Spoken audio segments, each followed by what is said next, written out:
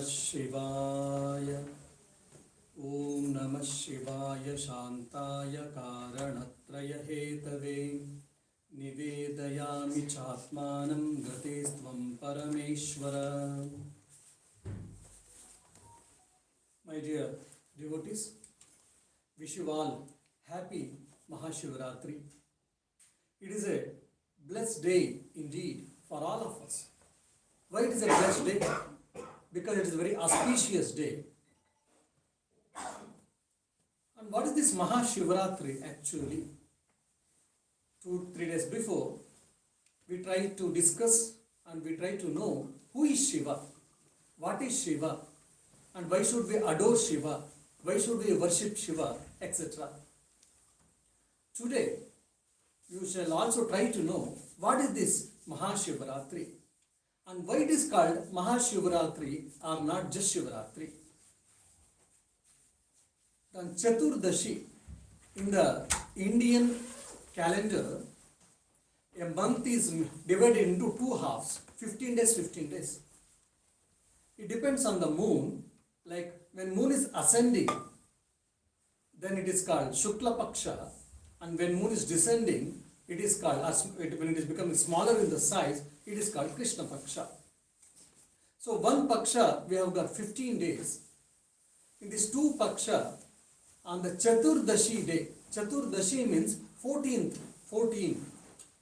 So the 14th day is called Masa Shivaratri. Krishna Paksha Chaturdashi, it is called Masa Shivaratri. So every month we get one Shivaratri, that is called Masa Shivaratri, in the sense Shivaratri every month. Masa means month. And now this Maha Shivaratri is the only one which comes once in a year. That is why it is called Maha Shivaratri, and every month whatever we worship, the people who worship Lord Shiva especially, on that day also they worship, they do fasting and all. So that's why it is called Masa Shivaratri. Every month it is. Every month it comes. So this is Maha Shivaratri. We can say among Shivaratris, this is a king among the Shivaratris, or it is very important Shivaratri among the 12 Shivaratris. Now you may ask, I can worship the deity, I can worship the God on any day. Why should I worship the Lord Shiva on Shivaratri day only? For that, of course, we have got reasons. And what is the significance of these special days? We have got lot of significance and significant days in Hinduism or Hindu culture. It is same thing with Islam, religion. It is same thing with Christianity. It is same thing in the Judaism, in Buddhism and Jainism. All these special days is connected with the great events of special people, either with the life of saints, life of sages, life of incarnations, or with some incidents with the prophets. So similarly, this Masa Shivaratri is also connected with the Lord Shiva. And also, in the present day, if you see, we all would like to go do outing.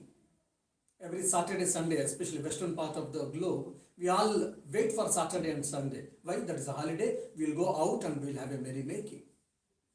In the Indian culture especially, and also in all the ancient cultures, to break away the monotonous in the life, to break away the monotonous in the everyday day-to-day routine, they brought these special days in the society or in the civilization. In these special days, it is not only they worship the gods and goddesses or deities, they also used to social congregation, social gathering used to happen.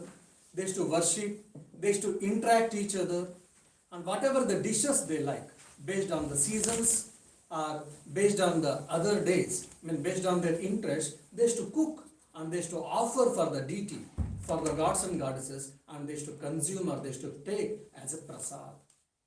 In one simple sentence, if you want me to say, the philosophy between the special days is spiritualizing the life, spiritualizing our actions, spiritualizing our desires, spiritualizing our wants, and also we need some special occasion to break away our things. Every day we pray for God. Every day we try to remember God, the spiritual aspirants are devotees. When we say that it is a special day, our mind automatically accepts. Our mind will be ready to observe specially. Say for an example, every day you are repeating the Lord's name 108 times. On Shivaratri day, we are ready. Our mind will be ready to repeat or to chant Lord's name 1000 times, 5000 times, or 10,000 times. Even for an example, the Rudra chanting, which comes from the Yajurveda, in where it describes the universal form of the Lord Shiva. Generally, the worshippers of the Lord Shiva in India, they chant every day one time, whoever has got that practice. But on Shivaratri day, they try to do 11 times, and some of them they try to do 108 times. So this special day, they take a special resolve, special oath, so that they'll try to go nearer to God. It gives a push for all of them. So that is also the significance behind every festival. And in all our festivals, we have got two types at the broad canvas. If you distribute or if you divide, two differences we can see. One is festivals, where we observe these festivals with great pomp and show. And we cook different types of varieties of food, varieties of foods or curry and so many other things, and we offer God and we take as a party, we take as a prasad. And there are some other festivals which are called vratas in Indian context, or in Sanskrit name is called vratas.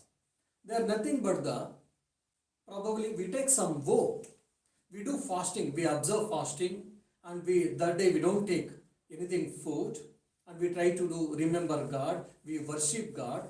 And if we are not able to do complete fasting, at least we just by taking a little water or sugar candy juice or just fruits or milk or maybe coffee or tea, and we try to fast and we try to observe God's remembrance or repeating God's name or chanting God's name. So one is festivals with great pomp and show, cooking with many things, and the other day is just fasting. Probably in this coming Wednesday, we have got Ash Wednesday. From then till Easter, the people who belong to Christian faith, they do fast in remembering their chosen deity, Jesus Christ. In some other festivals, probably they cook many types of delicacies and they eat. But this time, Good Friday, before Good Friday, they all do fasting. That is a type of vrata. So similarly, the Shivaratri is also a type of vrata where the devotees, they observe fasting and they try to remember God more and more so that they'll be able to go nearer the God. That is the logic, or that is the intention behind all these things. And now, initially itself, I had told that why we observe Shivaratri, Maha Shivaratri. For that, if you study the scriptures, ancient scriptures, Upanishads or Indian mythological Puranas, we get three reasons why we observe Maha Shivaratri on this particular day. The first is, the story goes with Samudra Mantana. What is this Samudra Mantana?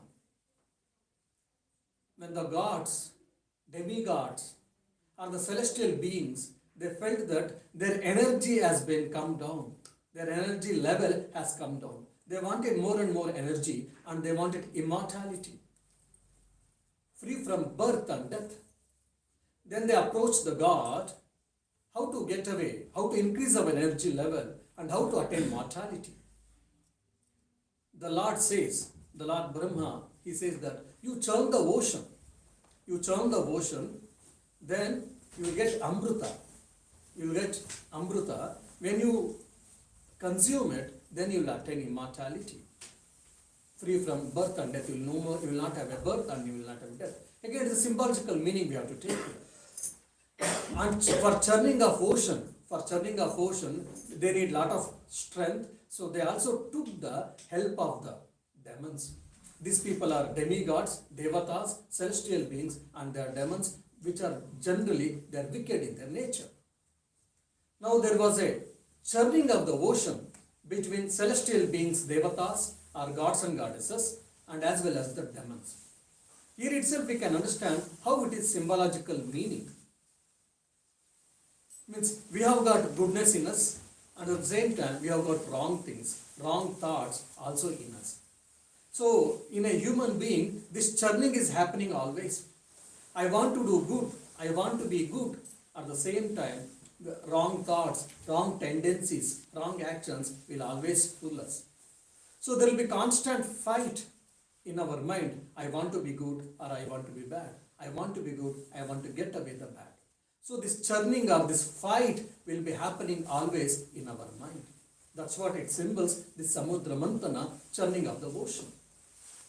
And when churning of the ocean, what happened? Initially, some celestial objects came, like Parichata, it is a celestial tree, and Airavata, celestial elephant, then celestial horse, so many things it came. So even when we progress in our spiritual life, when we conquer our mind, when we control our mind, we do get such type of small divine powers, which we say Ashtasiddhis.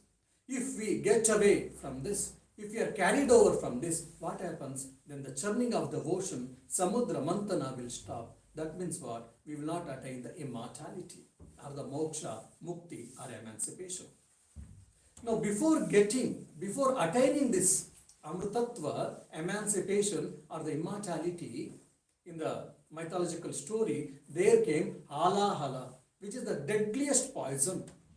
From the deadliest poison, the whole world would have been destroyed. Then the people, the demigods and the demons, everyone felt worried and what to do, and they approached Lord Shiva, then Lord Shiva, he came and he drank the deadliest poison called Hala. That's why it's called Vishakanta, because in his throat it was bluish, because he consumed the poison.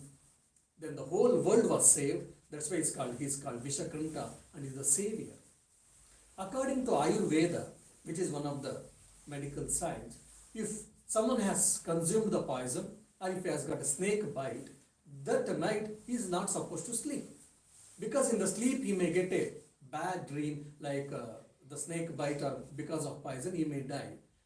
That is the one thing. And if he is not conscious, he may die also because of poison. So according to Ayurveda, Indian medical science, one who has consumed the poison, even after removing it, or if he had a snake bite, that night is not supposed to sleep. So now even in the case of Shiva, he had consumed the poison. So the Ashwini Devatas, they gave a medicine, and he was able to remove all the deadliest poison from him, no doubt. But Ashwini Devatas had told for the attendants of Shiva that today, this night, Shiva is not supposed to sleep. If he sleeps, there may be a danger. Then his devotees or his servants, they started beating the drums and singing his glories and worshipping with bilva leaves, which is medicinal in character, and is also one particular small flower comes, white flower, which is in southern part of India, we say Tumbe Hu we say, which has got a lot of medicinal significance for that. Even they worship the Lord Shiva from that. So such type of Bilva Patra or Tumbe Patre, all these are which have got a medicinal significance. They worshipped the Lord Shiva from all these medicinal leaves, and they sang his glories, and they were beating the drums, and also that Lord Shiva will be kept awake on that day. So he will be vigilant on that day, and the next day morning afterwards, he can continue his work. This is the Puranic story, mythological story, it happens. Now when the churning of the ocean, before we attain mortality, lot of bad things, a lot of I want this, I want that, or I cannot get away from the desires comes into our mind. Even we can say in the life of Buddha, before getting that Bodhisattva, there was, in symbologically they say that so many a good woman and so many good things came, and he tried to attract and distract the Lord Buddha, but Lord Buddha controlled his mind and he got Bodhisattva. Similarly, for any spiritual seeker, before getting that immortality, before getting the emancipation, before getting the moksha, mukti, the deadliest things are supposed to come, like the desires. Because of the desires, we get distracted from our spiritual path. That's what it is, a symbological meaning of this hala, that is deadliest poison, with the Arishad Vargasana. deserts and so on and so forth. But if you take the shelter at the feet of Lord, God or goddesses, what happens? Just like here, Shiva protected the world by consuming that halal or the deadliest poison, the whole world was saved. Similarly, we will be also saved if we can take care ourselves by surrendering ourselves, by surrendering our body and mind at the feet of Lord Shiva or any other gods and goddesses, so that we will be able to get the emancipation. Thereafter, the Shiva consumed the halala, then when they continued the churning of the ocean, then Amrita came, and afterwards the gods that consumed it and they increased their energy level, or you can say that they attained the immortality, Amritatva. So similarly, we may get lot of adverse circumstances in our situation, in our life, in our spiritual path, in our spiritual practices. When we try ourselves to become the betterment, when we try ourselves to become a better person, we get lot of distractions, we get lot of adverse circumstances, we get lot of challenges. To get rid away all of these things, to go forward in our spiritual journey especially, and to become a right human being in a right perspective, if you can take shelter at the feet of Lord, then Lord will save us, because He is the Savior of the whole world. He may be of any God. Then the immortality or Amritatva is assured for you. So on this this Maha Shivaratri, the Lord drank the deadliest poison, and He saved the whole world. As a token of gratitude, as a token of respect, on this day, every devotee also does fasting, and he tries to remember God, he chants and he do abhishekams and he also worships with different flowers, medicinal leaves called bilvapatra, etc., etc. And he also keeps himself awakened, so that he will also try to worship Lord Shiva, and he keeping him vigilant. Lord Shiva also will be not sleeping, and he will be also not sleeping, by which he will be spiritually benefited. This is one of the reasons, and that is the rational and spiritual significance behind observing Shivaratri. And the one more cause or one more reason they give for the Shivaratri is that is the day he also married his spiritual consort Parvati Devi. Shiva married on this Shivaratri day his spiritual consort Parvati Devi. As a matter of joy, people didn't sleep on that day. And the third reason, according to our Indian mythological stories we get, is the Lord first time on Shivaratri day he did cosmic dance. That's what Shiva Tandava we say. Nataraja, that's a celestial dance. It is a cosmic dance, we can say. Probably when I get some time, I will try to explain more thing on this celestial dance, this Nrutya, Shiva Nrutya. So on the Shivaratri day, first he did that Shiva Tandava celestial dance. That's also one of the reasons on which on this day many people, they dress themselves as Lord Shiva and they do Shiva Tandava and so many similar type of dances, because on that day Shiva did Shiva Tandava Nrutya or celestial dance. And when I was mentioning about Shivaratri, I did say that people do fasting. That is called in the Sanskrit word upavasa, fasting. Generally when we say that, oh, I am fasting, I am observing fasting, means what? I should not consume anything. I should not take any food. I should not take probably water. I should keep fast because I am fasting. That is the literal meaning, or that is the very basic or fundamental meaning or preliminary meaning.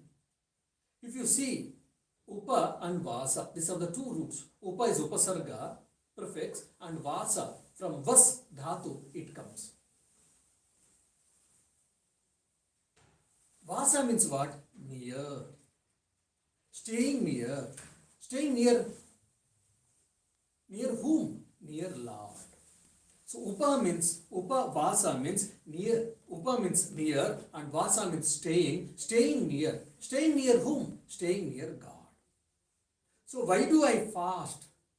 Because when I don't take complete food, if I eat completely, my stomach is complete with food, what happens? I may feel lethargical, and my body and mind becomes restless. I will not be able to meditate on the Lord for a long time.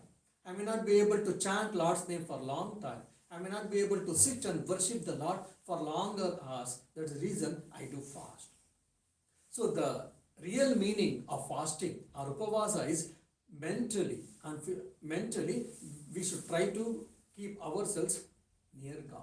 Means by meditation, by repeating the name, Lord's name, by chanting, by prayers, by worship, and by bhajans, performing bhajans, all these things, the intention is as much as possible, mentally, emotionally, and with thoughts, I should be near God.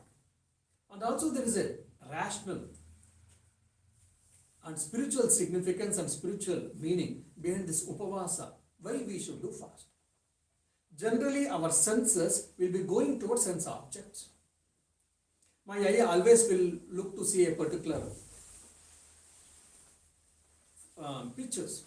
My ear tries to listen always good things. And my tongue especially, it wants to taste always good things, isn't it?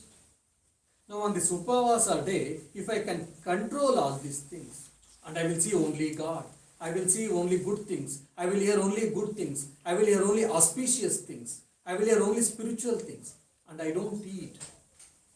And if at all, if I am not able to, because if my health doesn't permit, then I may take only water. I take only juice, sugar candy juice, or I take only milk, or I take only fruits. By doing this, I will be trying to control my senses. So it is controlling senses. When I am able to control my senses, it is easy for me to control my mind. When I am able to control my senses, and when I am able to control my mind, it is obviously, it is very easy. I will be the master of myself.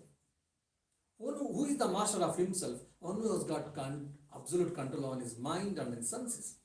When I am fasting, when I am controlling my senses, and when I am able to control my mind, easily I will be able to fix my mind at the Lord's feet, on the Lord or on the desired object. So that is the reason, spiritual reason as well as the logic behind our fasting. So fasting is not only just not eating, it is staying near the God.